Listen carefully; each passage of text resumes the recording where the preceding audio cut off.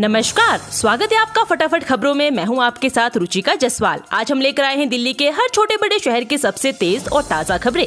तो चैनल को सब्सक्राइब कीजिए और वीडियो कहां से देख रहे हैं कमेंट बॉक्स में जरूर बताएं।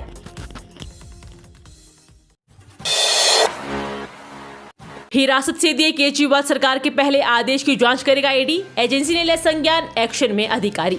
अरविंद केजरीवाल की ओर से ईडी के रिमांड में रहते हुए सरकारी आदेश जारी किए जाने की जांच एजेंसी ने संज्ञान लिया है। अधिकारी ने बताया वो जांच कर रहे हैं कि क्या ऐसा निर्देश जारी करना पीएमएलए कोर्ट की ओर से दिए गए आदेश के दायरे में है। सवाल है कि क्या हिरासत के दौरान केजरीवाल सरकार चलाने के लिए जरूरी दस्तावेज साइन कर सकते हैं। कोर्ट के आदेश के अनुसार केजरीवाल प्रतिदिन शाम 6 से 7 बजे के बीच आधा घंटा अपनी पत्नी सुनीता केजरीवाल और निजी सहायक विभव कुमार से, जबकि आधा घंटा अपने वकीलों से मिल सकते हैं। होली पर मौसम हुआ खुशनुमा। दिल्ली में कई जगहों पर बूंदाबांदी। जाने कैसा रहेगा हाल। दिल्ली में रविवार को आसमान में बादल छाए रहे। वहीं दोपहर 3 बजे के बाद दिल्ली के Safdarjung, Lodhi road, rich area सहित कई इलाकों में हल्की बूंदाबांदी हुई। इससे अधिकतम तापमान पिछले दिन के मुकाबले करीब 4 डिग्री सेल्सियस कम रहा। इससे खुशनुमा मौसम रहा। मौसम विभाग के अनुसार अगले करीब एक सप्ताह तक दिल्ली में आकाश में आंशिक बादल छाए रह सकते हैं। सोमवार को होली के दिन भी आकाश में आंशिक बादल छाए रहेंगे। अधिकतम तापमान 16 डिग्री सेल्सियस और न्यूनतम तापमान 16 डिग्री सेल्सियस रहने की संभावना है। पश्चिमी विक्षोभ के कारण महीने के अंत में दिल्ली में कुछ जगहों पर हल्की वर्षा हो सकती है।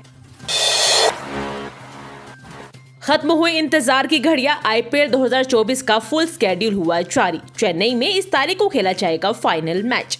आईपीएल 2024 के बचे हुए मैचों का स्केड्यूल बीसीसीआई ने जारी कर दिया है। 22 मार्च से शुरू हुए इंडियन प्रीमियर लीग के 17वें सीजन का खिताबी मुकाबला 26 मई को खेला जाएगा। फाइनल मैच की मेजबानी चेन्नई का चेपॉक मैदान करेगा। वहीं प्लेऑफ के मुकाबले 21 मई से खेले जाएंगे। लोकसभा चुनाव को देखते हुए बोर्ड ने पहले सिर्फ 17 दिन के स्केड्यूल का ऐलान किया था। आईपीएल 2024 के फुल स्केड्यूल का ऐलान हो चुका है। इंडियन प्रीमियर लीग के 17वें सीजन के फाइनल मैच की मेजबानी इस बार चेन्नई का एम चिदम्बरम क्रिकेट स्टेडियम करेगा। खिताबी मुकाबला 26 मई को खेला जाएगा। वहीं प्लेऑफ के मुकाबले 21 मई से खेले जाएंगे। ग्रुप स्टेज का आखिरी मुकाबला 19 मई को खेला जा रहा है, जहां रॉयल चैलेंजर्स बेंगलोर की भिड़ंत कोलकाता नाइट राइडर्स से गुवाहाटी में होगी। मंत्री आतिशी ने की डीपी अभियान की शुरुआत। आपके सभी नेता, विधायक और मंत्री बदलेंगे अपनी डीपी।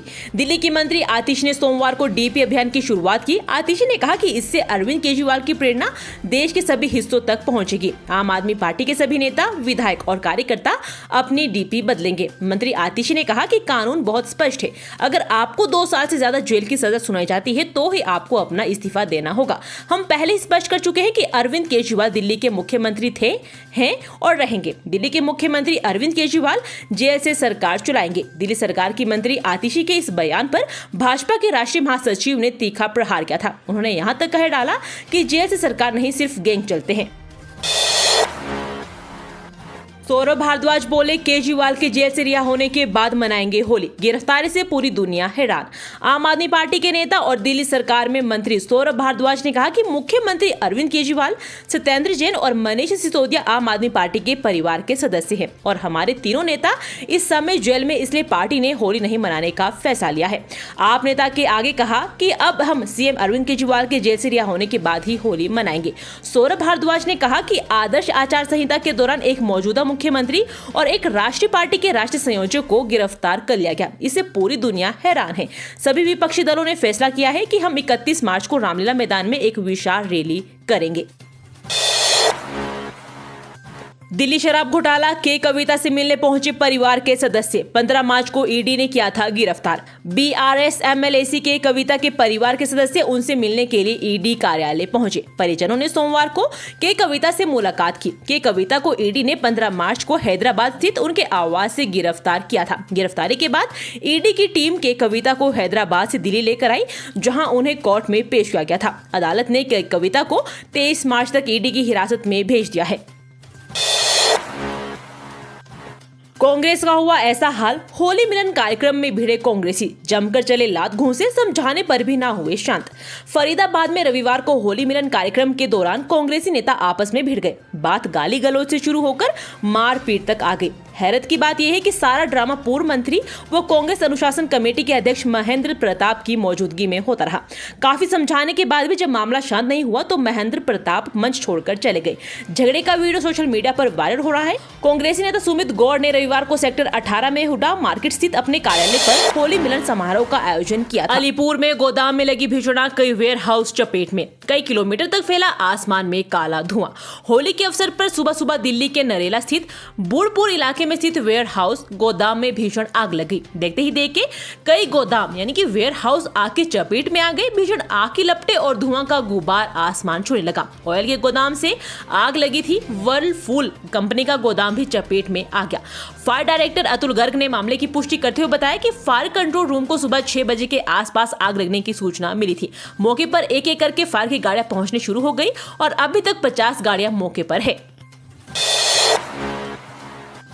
दिल्ली पुलिस का हेड कांस्टेबल 40,000 रिश्वत लेते गिरफ्तार, कार्रवाई न करने के लिए मांगे थे 1 लाख। केंद्रीय जांच ब्यूरो ने दिल्ली पुलिस के हेड कांस्टेबल को 40,000 रुपए घूस लेते रंगे हाथ पकड़ा है। हेड कांस्टेबल गांधीनगर थाने में तैनात थी। सीबीआई को हेड कांस्टेबल के खिलाफ रिश्वत मांगने की शिकायत मिली थी। उसने एक शख्स पर दर्ज शिकायत में कार्रवाई न करने के एवज में 1 लाख रुपए रिश्वत मांगी। बाद में सौदा 75,000 में तय हो गया। सीबीआई ने जाल बिछाकर हेड कांस्टेबल को घूस की पहली किस्त के रूप में 40,000 रुपए लेते हुए गिरफ्तार कर लिया।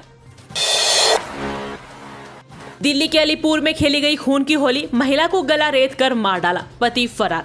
अलीपुर थाना क्षेत्र सोमवार की सुबह खून की होली खेली गई। आरोप है कि पति ने ही अपनी पत्नी की तेजधार हथियार से गला रेत कर मौके से फरार हो गया।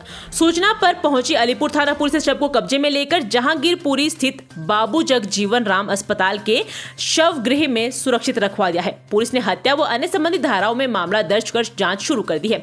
पति के संभावित ठिकानों पर पुलिस लगातार छापेमारी कर रही है। तो बढ़ रहे लेकिन घट रहा मतदान प्रतिशत, पुराने वोटरों को आ रहा आलस। मतदाता बढ़ रहे हैं, ये अच्छी बात है। सोने पर सुहागा तब हो जब मतदान प्रतिशत बढ़े।